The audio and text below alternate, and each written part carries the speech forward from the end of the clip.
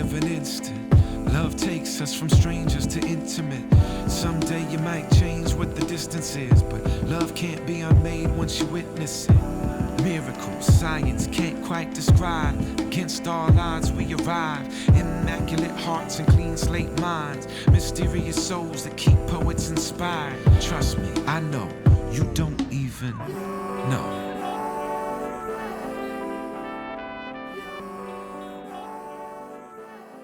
Hip-hop is what brought me to Al Islam, and enslaved Africans and their trajectory and their sojourn and their beautiful display of humanity and love for the divine is what brought me to Al Islam through music. And in my mind, those things are not, there's no way to disconnect them. And we know that Bilal, may Allah be pleased with him, we're told that he called the adhan because he had a beautiful voice. But what non-Africans don't seem to realize about Africans always is that the voice is not just the sound that comes out of the hole in your head. It connects somewhere a lot deeper inside you. It resonates from within the soul, to the point where if somebody like James Brown were to stand up with his gravelly, raspy voice, or if Louis Armstrong were to tell somebody at Juilliard School of Music that he was going to be, that they were going to be some of the most influential, important, and beautiful singers of all time, they would be told that they're crazy. You can't do that. You can't come up here talking like, hey, I'm going to sing beautiful. Both of them talk like that. You know, Nina Simone, Dr. Nina Simone, went to Juilliard School of Music for one semester and left because she didn't feel like it was worth her time for her to be there. And she was another one that was very, you know, untraditionally beautiful. But the voice that you're hearing, the sound that you're hearing is not just the sound.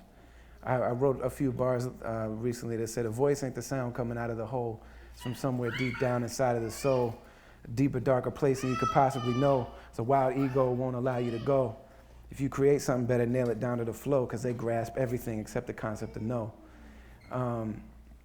So we're told about Bilal, radiallahu anhu, the sound of his voice. And you notice that non-African people study for years and years, and they learn how to, in their own opinion, because they don't know better, copy the sound. They mimic the noise that comes out. But this is not, that's not what it's really about. And I think that a lot of times we don't hear enough about the state of Bilal. And please correct me if I'm wrong, but one of the things that I've heard and read, I read it and heard it, but I've not been taught it. I haven't been taught this hadith by a sheikh, and I just recently have learned that we ought not be repeating hadith that we haven't been taught by somebody who knows what they're talking about. So I'm gonna relate this, and inshallah you can help me.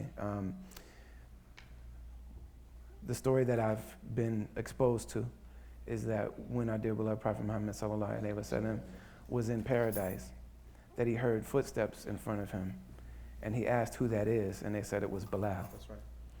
And this, this says a lot. Also, the fact that this was revealed in dreams, that the adhan was revealed in dreams. So from the beginning of community life in Islam, that voice has been calling people back to God. And the first community of Islam, the first time Muslims had community life was in the Habashi area. And those people took them in. They were Christians and they took them in.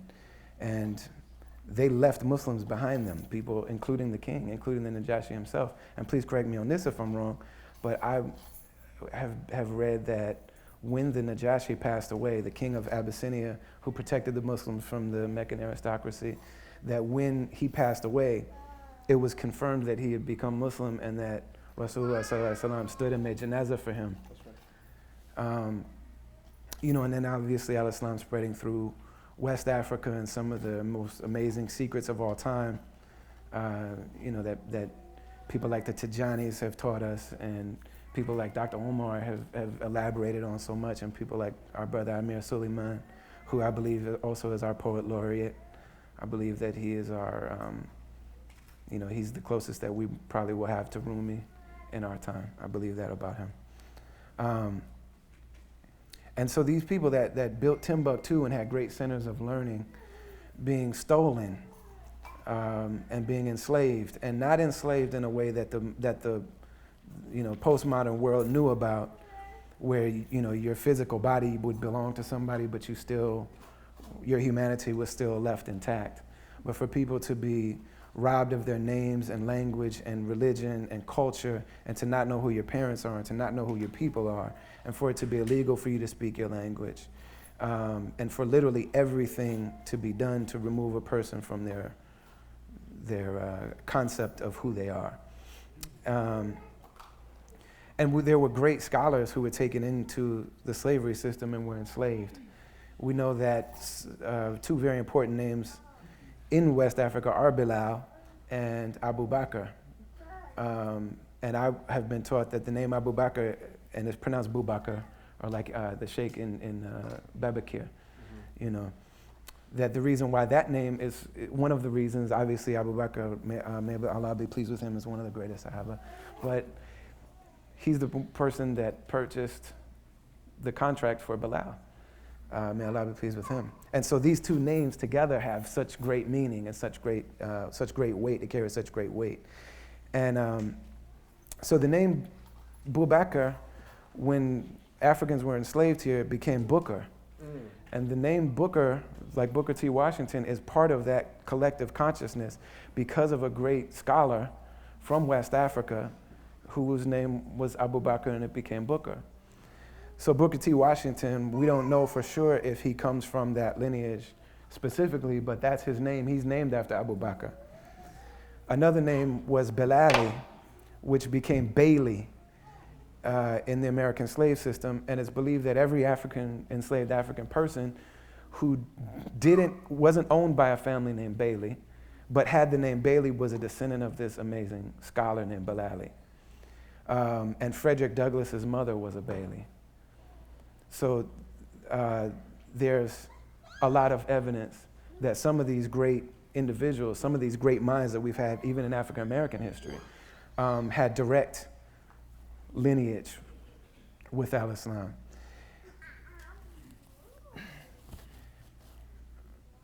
So you had this large group of people leaving Africa, being stolen from Africa, and being stolen from anywhere from upwards of 30% of the people that were brought here were Muslim, and robbed of everything worldly.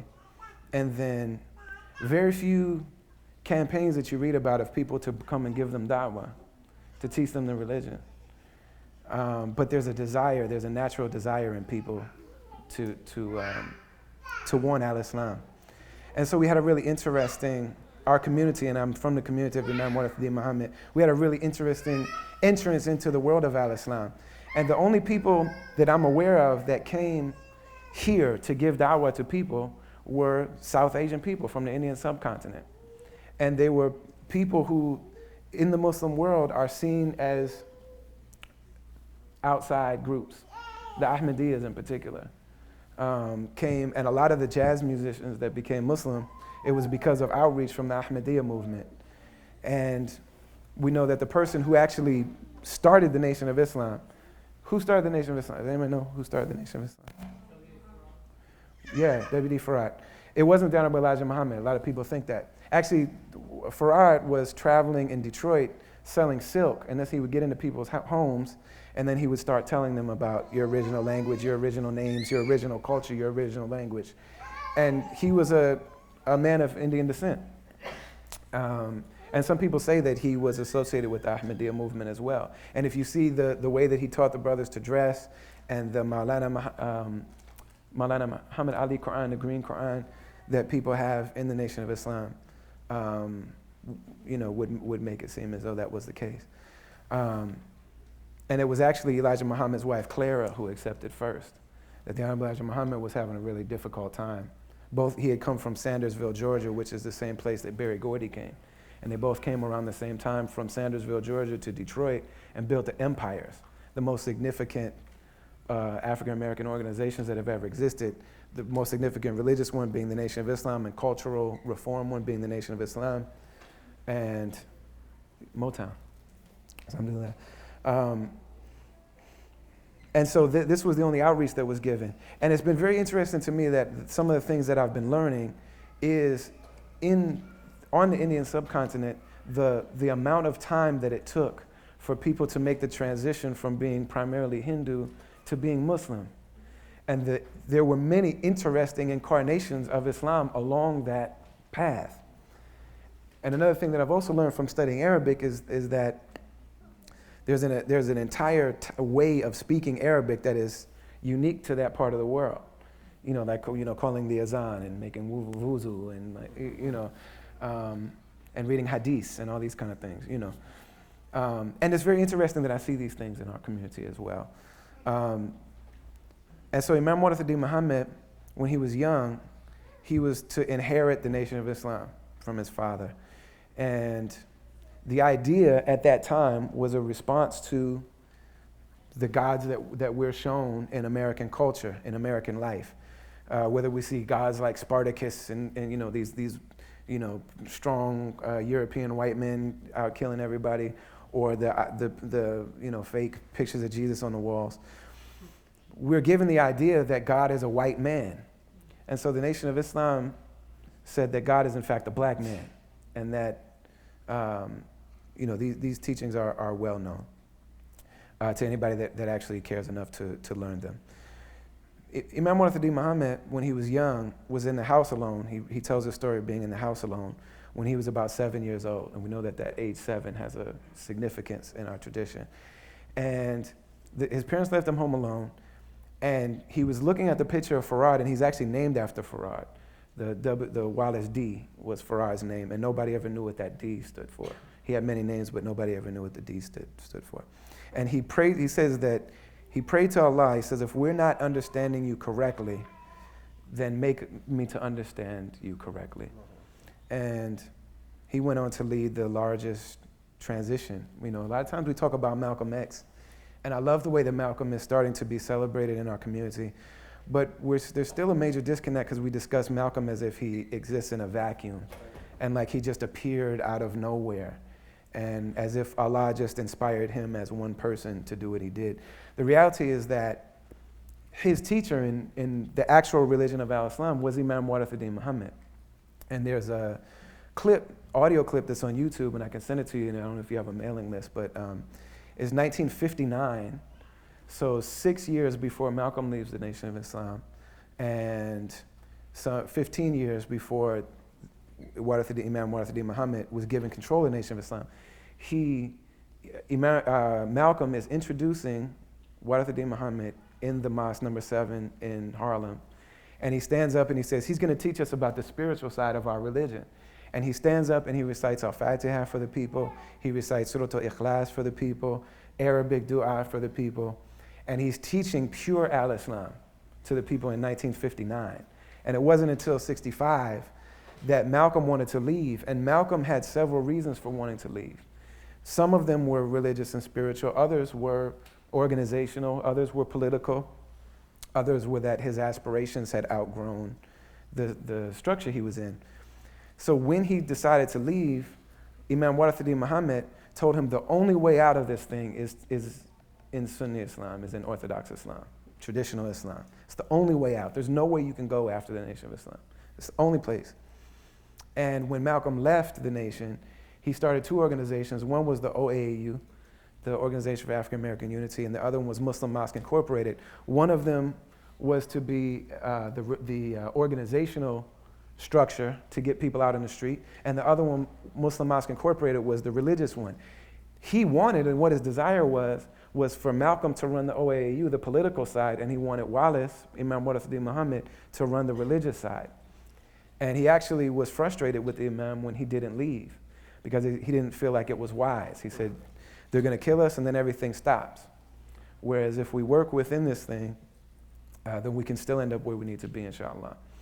And so Imam Warith Deen Mohammed would get up. He was the teacher in Philly. He was the minister in Philadelphia.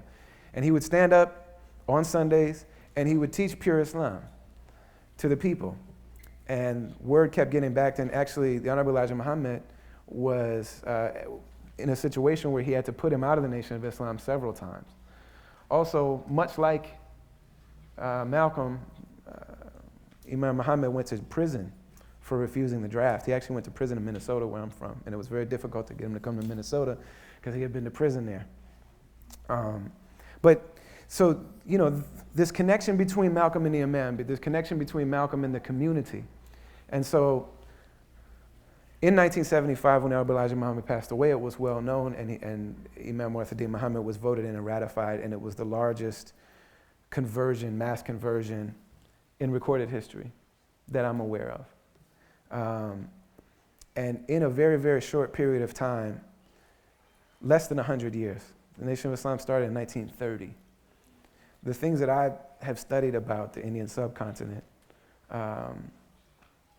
make it look like it took about 200 years for some of these groups that weren't recognizable because they didn't have, because of the experiences of the broader Muslim community, they didn't necessarily resonate in the Ahlul Sunnah wal Jama'ah, So it took about 200 years before these groups were no longer prominent.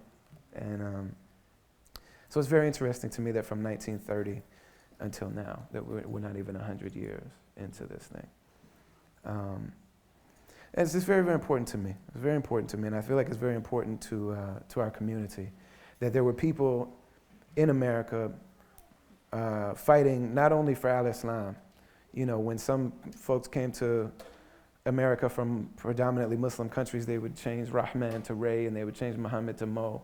And these are people, Muhammad Ali stood in the ring and, beat somebody senseless, saying, you say my name, say it. You have to say my name. You have to recognize my name.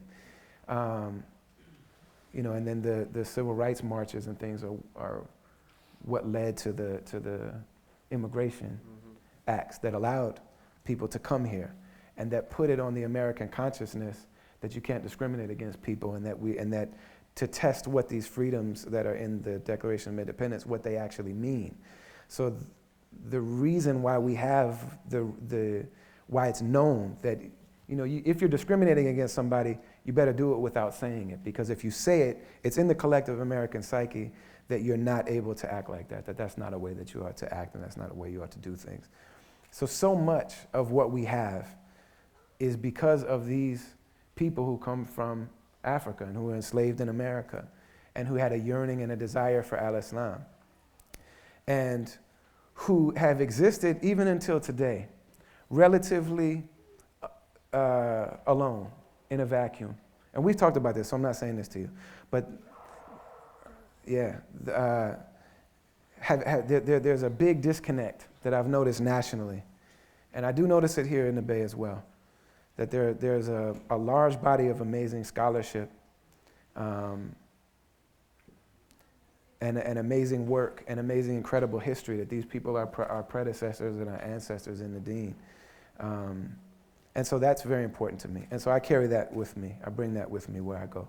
And in terms of hip-hop is the unofficial religion, Islam is the unofficial religion of hip-hop. And the people who were some of the greatest lyricists of all time were either Muslims, or they were 5%ers, or they were associated with Islam in some kind of way, and they expressed a deep respect for al-Islam. And when I became Muslim, it was at a time when my friends, our generation, we were from the crack and the AIDS time. And I have friends that sold their parents the crack. I have friends that sold our friends' parents crack. This is what we lived through. And during that time, these people that were clinging to al-Islam, or clinging to the greatness in culture, when we really celebrate culture, we're saying, if my culture is important, then I'm important, And the people that were really keeping these things alive, all of them were expressing love for Islam. And so that's what brought me to Islam. And in the hood, people respect Islam. Even to today, it's not as strong as it once was. But the things that a lot of us experience out in the suburbs and out in places that are disconnected from the hood, that would not be your experience in the hood. I can tell you that truthfully. The other night, we walked from Berkeley to where we live in West Oakland at 2 o'clock in the morning.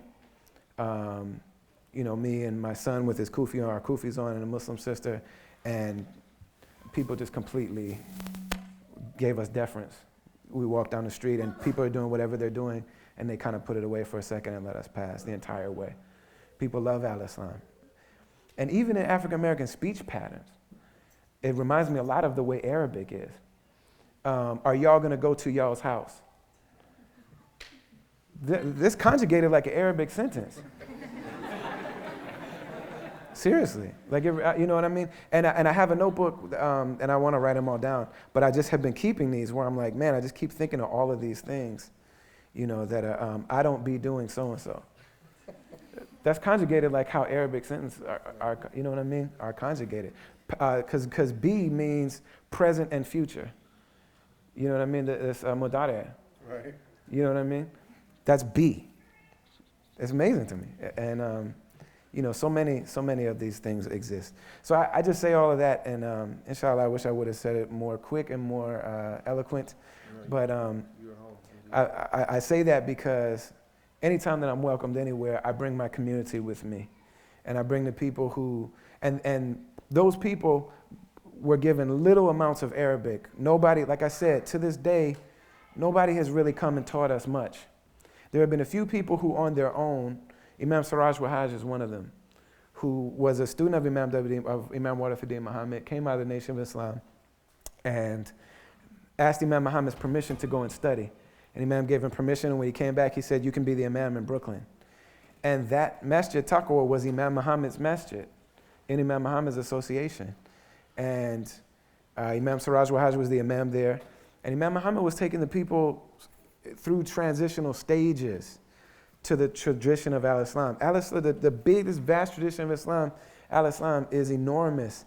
And until we knew who we were and what we were here for and why Allah had gifted us with Al-Islam, He didn't want to throw us into that ocean right away. But people like Imam Siraj Wahaj could navigate it. And so he didn't want to go through that long transitional stage. And so he told Imam Muhammad, I want to just teach the way that I've been taught. I want to teach the traditional way. And Imam Muhammad said, that's fine, just do it as part of our community. He said, no, I don't want to do that. I don't want to be beholden. I don't want to disrespect you, because I'm going to be teaching some stuff that has nothing to do with what you're doing. And he said, okay, if that's your decision.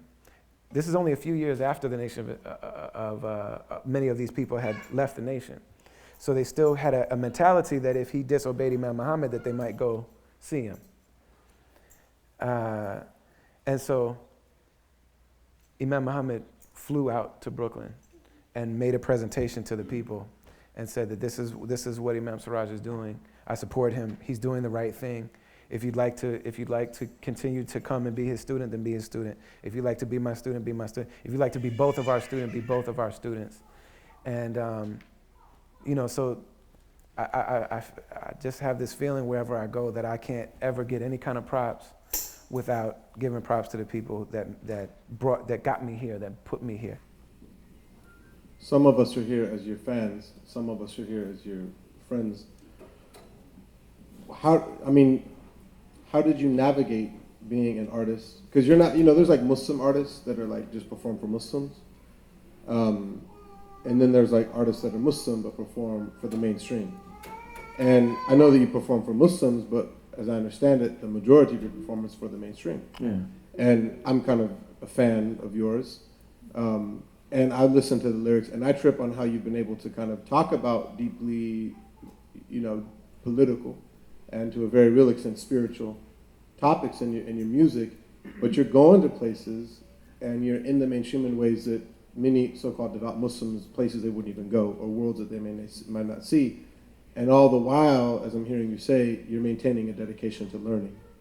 So how did you navigate those? And did your community support you? Or, because and you hear this, and I know we've had these conversations where many Muslim artists here catch a lot of flack. Maybe even just for the idea of being an artist, let alone, not even necessarily a specific critique of a particular thing. So does my question make sense? I know Yes, we talked about this offline. Yes, sir. So, in terms of my community, I never heard of something called Music is Haram. I had never heard of that until 5 years ago. Probably 10, you know what I mean? But growing up in my community, I never heard of that. It just never was even a discussion. I was told all the time that I shouldn't use such foul language in my music. And my nefs was pushing back against that. And I just recently, that last album, there's very few, almost none. I just couldn't figure out how to not do it on those few that are there. I just couldn't figure out how to do it. But yeah, so I'm trying my best to ratify that part, or rectify that part, or just correct that. You know, and Imam Muhammad said, I like your rap, I just don't like the words you're using. Because the ideas that you're saying are bigger than the words you're using. Alhamdulillah. And so I gave him my thing. I gave him my thing was that I thought it would be fake for me to talk about all these high things, but that somehow I needed to let people know. And that's what I'm saying. Like, humility is a weird thing, because like we can feel like we're being really humble, but in the reality, it's the worst arrogance on earth. You know what I mean? And Ashar Usman told me that. He might have heard it from somebody, but he said, you know, acknowledgement of your own humility is the worst arrogance in the world. And that's so true. And I believe I'm still suffering from that, and may Allah cure us of that. As a matter of fact, I know that I am, and thank you all for being patient. But, you know, this idea that I was like, well, people are gonna think that I am a saint unless I curse and show them that I'm not. You know what I mean? And or talk about, you know, things that, because we all think these things. You know what I mean? And it's funny because like the elder women in my community, all the old people that you guys call aunties, they all come to my shows, and they do the electric slide, and they're in the thing, and they got their hijabs on. And these are people who used to work for the Honorable Elijah Muhammad. These are people who are like keepers of the bean pie recipe. You know what I mean? These are people who like have whooped me. They have fired me from jobs. When I was homeless, they got me an apartment and went to Rent-A-Center and rented me furniture till I could get on my feet, and bought me drawers. And they come to my shows. And they literally are in the front like, Brother Ali's gonna be good, you know. Like it's a real thing. And then they take me backstage, you know, afterwards, and I was with that. I start for allowing me to say, but hey, stop doing all that goddamn cussing on the stage all the time. And I'm always like, what do you mean? Yeah, that's not up there though. And so I was telling Imam Muhammad, like, I don't want to be a hypocrite. I want to be genuine. And he said, I could tell, he could tell I was going through something, and he didn't want to bust my head about it. So he said, okay. He was just quiet. And I was like, are you mad? And he said, no. He said, you know when you're in your Islamic character and when you're not. And you don't even need me to be there to tell you that. You know when you are and when you're not. And that really, you know, touched me a lot. So navigating those things, like I said, the hood loves Islam. And 5%, the 5%ers in hip hop that I grew up listening to are the people that gave me all of my first shots. Except for the people close to me. So Atmospheres is the group that we have a label together. So they took me on tour. But immediately after that, when nobody knew who I was, Brand Nubian took me on tour. Rakim took me on tour for a full year. Like I was on his bus with his family, and Ghostface Killer took me on tour. So these are the people that basically made it safe for me in the game. They co-signed me. Rakim co-signed me from the day one. You know, and that's royalty. And Chuck D as well. You know, Chuck D has been a mentor, and he's on my albums, and I'm on his. It's somebody is patting your head when they get on your album, but then when they invite you to be on their album, that's when you know that they're really, you know. So I'm doing that. So because of people's respect for Islam, and because of the image, at least, that I'm really trying to have some deen about me, everybody just gives me deference. People stop smoking weed when I go backstage. I mean, they do. They really do. And they have since high school. And that's where the name Brother Ali comes from, because that was like a sign of respect. Like, you know, people that I grew up with that were doing all this, that were in all this stuff, you know, if they were rolling dice or if they were smoking weed or something, when I would come around, they would put it behind their back. And they'd be like, don't do that in front of Brother Ali. You know what I mean? And you could tell they're waiting for me to leave, because they just, you know what I mean? Because they're like, man, this blunt is going to go out if you keep on. Nobody here knows anything about that. The type of music that we make is not, like, we're not famous.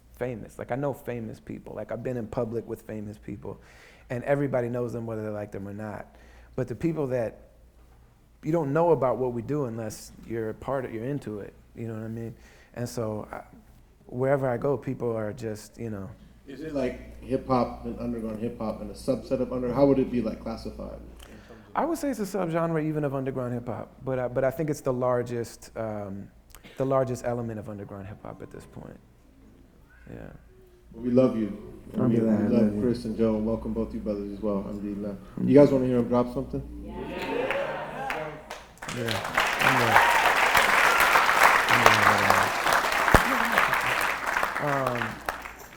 So one of the things, like I've written a lot about my son, and I call him by name. And my son's name is Fahim, and he's named after Imam Fahim Shoaib at Mass Chair Warith Deen in Oakland, who's like one of our favorite teachers in our community, in Imam Muhammad's community.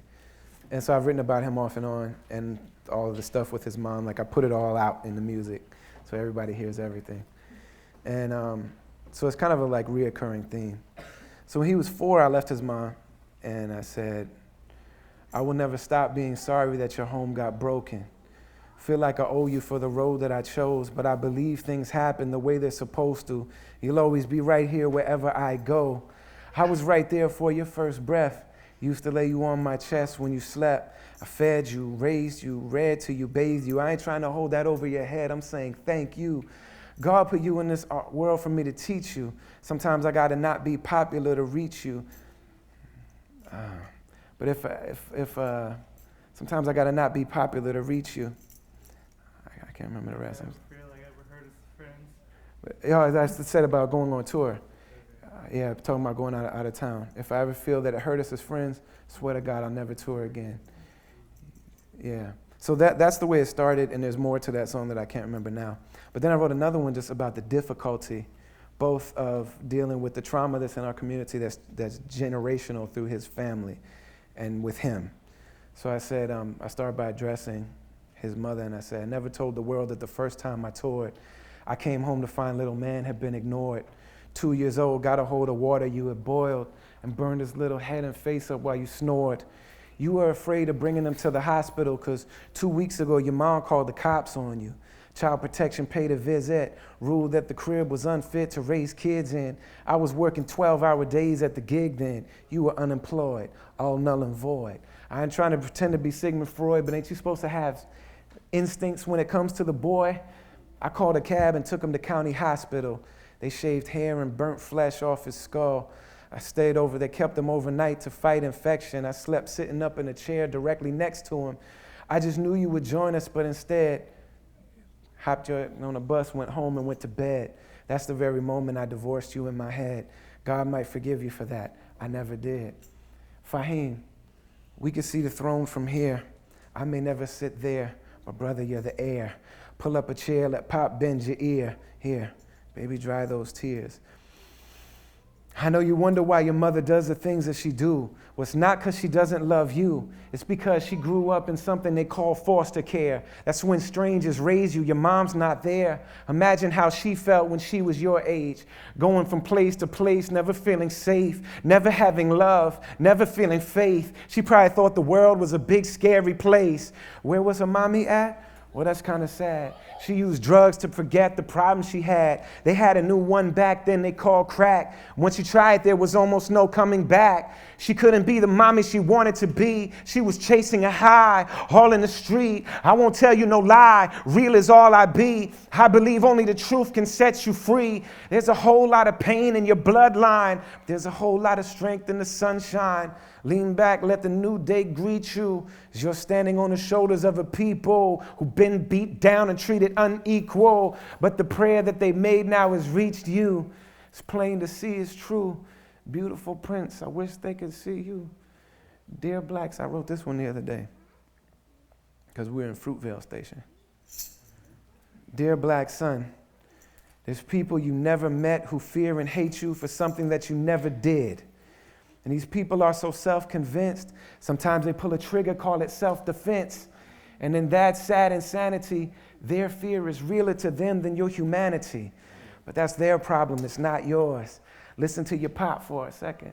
These are the confessions of a father brokenhearted who don't know how to pull his only son out of a target. They lied when they said it was the bottom where you started. You were a king long before them ships departed.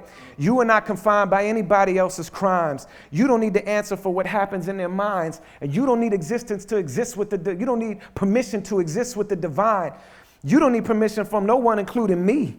You need not do anything but be. Just breathe. Whatever you receive, whatever you dream, let it mean you're free. Tears on your cheek never made nobody weak. Sometimes we gotta grieve, let it burn, let it bleed, then let yourself heal. Pray to God that it will. You got a spirit that a bullet can't kill. It doesn't make it any less real. They say it takes a man to raise a man. You're slipping through my hands like grains of sand. And here I stand, trying to wrestle with the hourglass, trying to see how long I can make an hour last.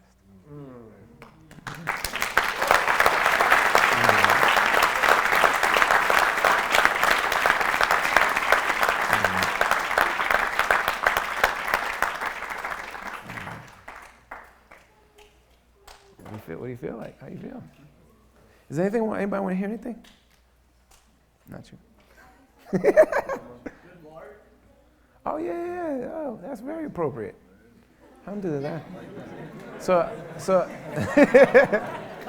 I don't know why I think of that one. Alhamdulillah. Thank you, mashallah. Yeah. You could do that one last because that was my request. But the reason was my request wasn't because it's like super Islamic or whatever. Right. But because I gave a class in here about Imam Muhammad. May Allah have mercy on him. Some of y'all might remember that. And the poem was actually how I introduced it. Alhamdulillah. Yeah. So this is like a homecoming of sorts. Alhamdulillah. So and I want to. That's part of one of the reasons why I have so much love for Sayyidi Usama. He's very, very rare, and I'm not going to take time, but he's very rare in the sense that very few people are really able to bridge the gap between like I said, this ocean that is the tradition of Al-Islam and also the experience of people, real lived experience. You're one of the few, if not the only people that I know that really exists in that and that really champions and it really makes a point to speak about it. And I really appreciate that. The fact I've seen and watched his talks all over the world, and you don't just do it when you're around us. I know others that when they come around our community, then they tell us all their anecdotes with us, but they don't say it when they're around other people. And I've heard you mention Imam Muhammad, and I've heard you mention Imam Dawna Kareem, and just very important people in our community, and alhamdulillah, I just love you very, very much for that. I appreciate it. There's a thing like in hip hop, one of the things that we try to really achieve is just being vulnerable and being naked in a way that didn't exist necessarily before. And so everybody comes and you're supposed to add something, and you ought not to be in somebody else's cultural space unless you first of all have a deep, deep love and appreciation for it, and second of all that you're willing to be vulnerable. Because the only way we can give is when we're vulnerable artistically. You can't give when you're trying to preserve some sort of sense of, you have to just be completely naked. And you have to be seen. You have to be willing to be seen. And I love that Imam al-Ghazali, I read a translation of one of his books, so again, I'm asking for your help. He relates a story, and I can't remember if he was the one or if he was talking a story about a sheikh, but he has a section in music, and I think it's in Alchemy of Happiness, about music, where he talks about, he says anybody that says it's haram all the time is obviously bugging. Anybody that thinks it's all good is obviously not. Like those are two extremes that we need to avoid. There are times when it's haram and times when it's not. I just love that even Imam Ghazali possibly saying he's obviously bugging. Right. Yeah. Well, this is my translation, But there was a time when somebody came to their sheikh, and I can't remember if it was him or not, and said, I want to do music for a career. And he said, be very careful about that, because minor sins institutionalized in your life over and over and over again as like part of your daily, almost like you're weird or something like that, can become major sins. So if there's any kind of sinfulness in your music and you do it all the time, then I'm worried about that for you. But he said, but if you really want to do music, then fast for 3 days and not eat at night. 3 days of no food, no drink, and then sit down at a restaurant, your favorite restaurant, and order your favorite meal. And if in that moment, when the food is brought to you, if you'd rather perform music, create music, than eat the food, then you have my permission. And I have to say that I've felt like that forever. That people who are just, I feel like we all should sing in our lives. I just feel like nobody should not sing in their life. But in terms of like wanting to, do like we really need to be willing to be seen. This is called The Travelers. Shackles are heavy on the wrist, stacked like sardines, belly of a ship.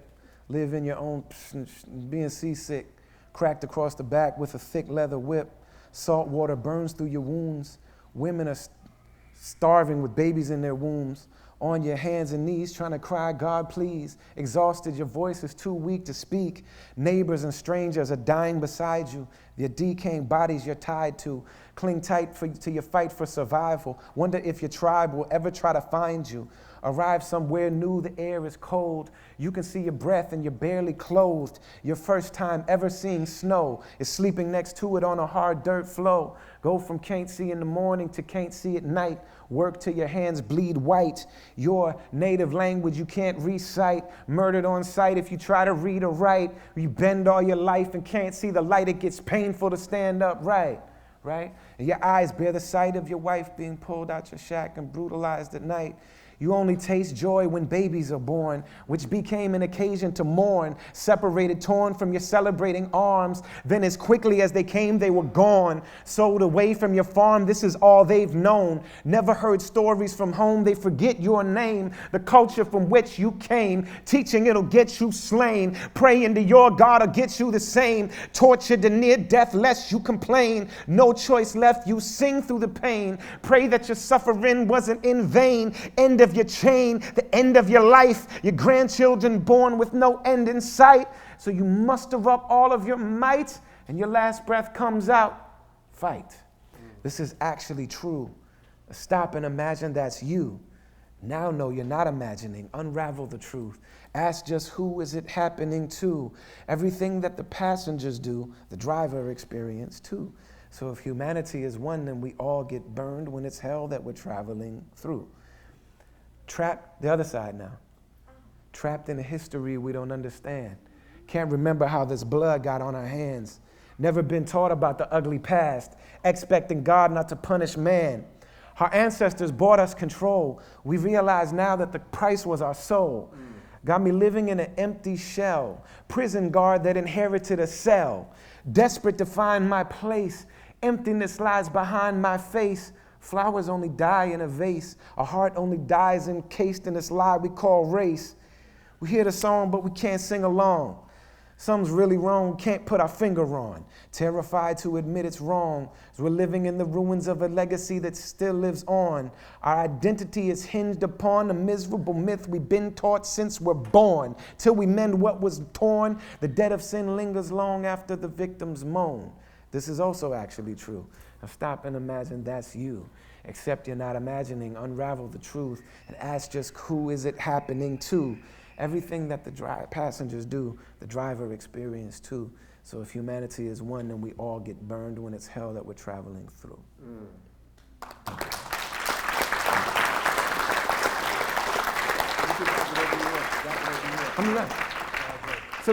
So much about like these things are made like with the music, you know what I mean, in mind, and like the Marlon can play. Alhamdulillah. So I'm gonna let you be the guide. All right, so I'll start it off and then. Yeah.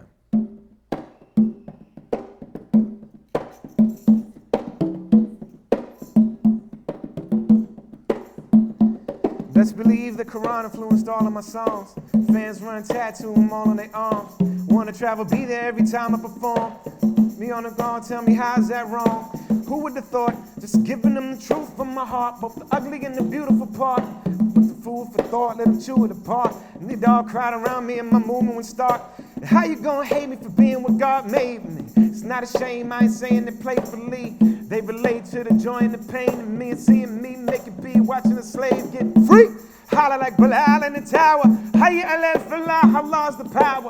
Give a voice to the scene, let it be seen. I admit it's obscene, but Deen recognize Deen. It isn't pristine when I spit at 16. Clean words don't describe it that I've seen. But laying in the alley, I whisper the Shahada. Where bullets fly by from a drive-by. Imam Muhammad used to pound on the podium. Pop master favorite, work it out on the linoleum. Chappelle bust funnies, most deaf bust rhymes.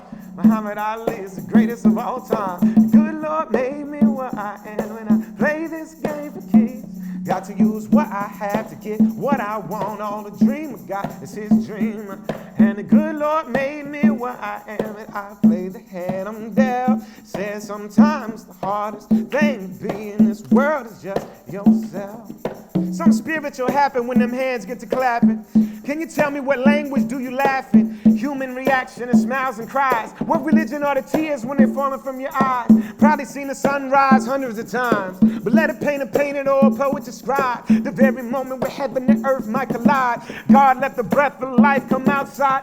Satan doubted it, angels bowed to it. I'm so beautifully human that I'm proud of it. Soul of a soldier, heart of a scholar. I wrote this poem with the blood of a martyr. Imam Muhammad might pound on the podium. Pop, that's the favor, work it out on a linoleum. Chappelle bust funnies, most deaf bust rhymes. Muhammad Ali is the greatest of all time, and the good Lord made me what I am. I play this game for keys. Got to use what I have to get what I want. On the dream I got is his dream, and the good Lord made me what I am, and I play the hand I'm dealt. Says sometimes the hardest thing to be in this world is just yourself. Check it out, fridge frozen, Minnesota, chip on the shoulder, sick sleeping on a pissy sofa, unwanted visitor in a different culture, missing home and can't go, there's civil warring. The good Lord made me what I am, play the hand I'm dealt. Says sometimes the hardest thing to be in this world is just yourself. And the good Lord made me what I am, and I play this game for keeps. Got to use what I have to get what I want. All the dreams God is his dream. People ain't it, they say the reason. Resources depleted for the defense.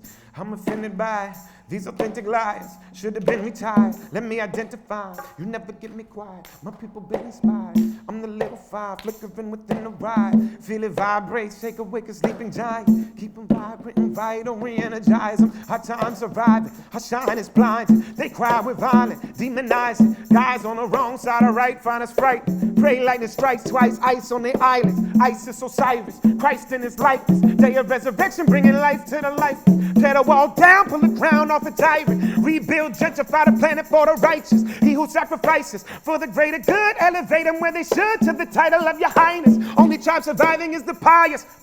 United by the mighty human life tie that binds us. Hunger finds kindness, binds find refinement, the sightless. Guided by the blind or the blindest. We read the signs inscribed in the horizon. Bright yellow chalk through the nighttime. Fudge! Good Lord made me what I am. Play this game for keeps. Got to use what I have to get what I want. On the dream I got is his dream. And the good Lord made me what I am, and I play the hand I'm dealt.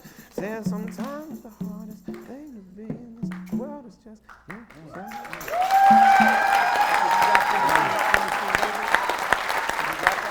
Yeah, I'm trying to think.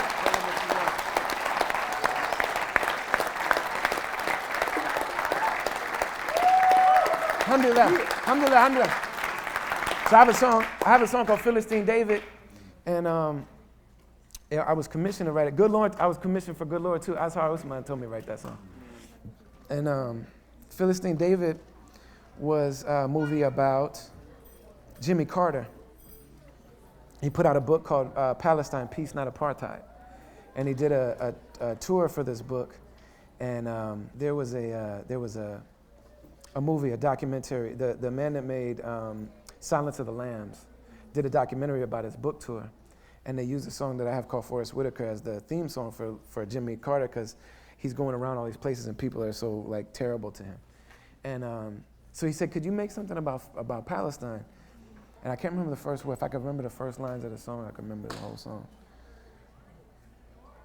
I stand tall, I raise my fist, pray all this pain lift. The first time I ever broke the law was just being born in a zone that's controlled by y'all. A foreigner in my own damn homeland made me a 16-year-old grown man. I was aged by the pain that I saw. Outside my front door was the front line of a war. Shots get fired, I cry on the floor. Underneath my bed trying to hide from it all. I tried to recall the first time that I saw someone close to me die, and my mind starts to draw a blank cause far too many of us died. Genocide, it's a genocide, and our enemies will never be satisfied until not even our memory survives. Feels like they got the whole planet on their side, and the story of my people will never reach your eyes. Understand one thing, I can't run. I don't care where Goliath got his strength from. I've rushed your tank without even a handgun, only a rock from the land that I stand on. I stand tall, I raise my fist. I pray all this pain might lift. I don't want to die tonight, but I can't live another day like this. I stand tall, I raise my fist. I pray all this pain might lift. And I don't want to die tonight, but I can't live another day like this. It's the law that I break when I breathe. The blood of my people races through me. I will never back down, I will not leave. Rather die on my feet than to live on my knees. Adorning the soldier uniform I was born in. I did not choose the war, I was drawn in. If I've been called to meet a martyr's end, standing on heaven's front door with a grin saying, please let me in, greet me as a friend. I did not believe I would breathe free again. Lord, have mercy on my soul. I was desperate and I had people to defend. I'm the slave that died in the Middle Passage. Chief sitting bull at the hand of a savage. John Brown standing, both guns blasting, crying freedom, something must happen. If I'm the only weapon that I have, then I'm standing with the strapped to my abdomen. Lord, please forgive me. People must one day live free.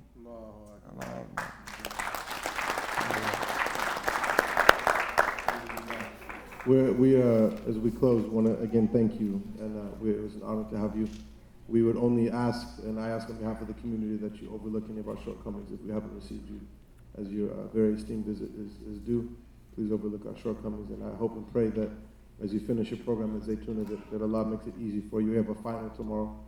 This is like before finals night, so everyone make dua for him. Make some like magical openings in Arabic, inshallah, tomorrow for his class. May Allah make it easy for you. And I hope and pray that Allah bless you and preserve you and give you good health. Bless your wife and your children and your community. And that Allah give you to be one of the inheritors of Imam Muhammad and the inheritors of the people the banner that he was holding and the torch that he was bearing. May Allah have mercy on him. Pray that Allah make you a beacon of light. Pray that Allah Ta'ala preserve you and make you a means of good and a means of mercy wherever you may go. And I pray that Allah, in His infinite generosity, make you the means of multitudes and multitudes of people to have illumination and guidance. Ya Rabbil Alameen. Pray that Allah accept everyone's fast. You know that we usually end at 10, but you know we had a special guest tonight, so we apologize if we've held anyone back. Inshallah, we'll pray Isha after the program closes, and hopefully, if you can catch him, Brother Ali, say salam on the way out, because I know he got class in the morning. So we appreciate you taking your time. You know, the poet said, I love being away from my beloved because I know that distance must be followed by a meeting. And I don't like being around them because I know that meeting must be followed by departure. So this is the moment we have not been waiting for. We, you know, this is home for you. So you could stay here all night. At least I'd be kicking it. They might all leave. We'd be kicking it. Marlon play drums. His wife will drag him out. You know what I'm saying? Thank you all for coming. May Allah bless you. I said the good Lord made me what I am, and I play this game for keeps. Gotta use what I have to get what I want. All the dream I got is his dream. And the good Lord made me what I am, and I play the hand I'm dealt. Says sometimes the hardest thing to be in this world is just yourself. Best believe the Quran influenced all of my songs. My fans running tattoo them all on their arms. Wanna travel, be there every time I perform. Now look me in the eye and tell me how am I wrong. And who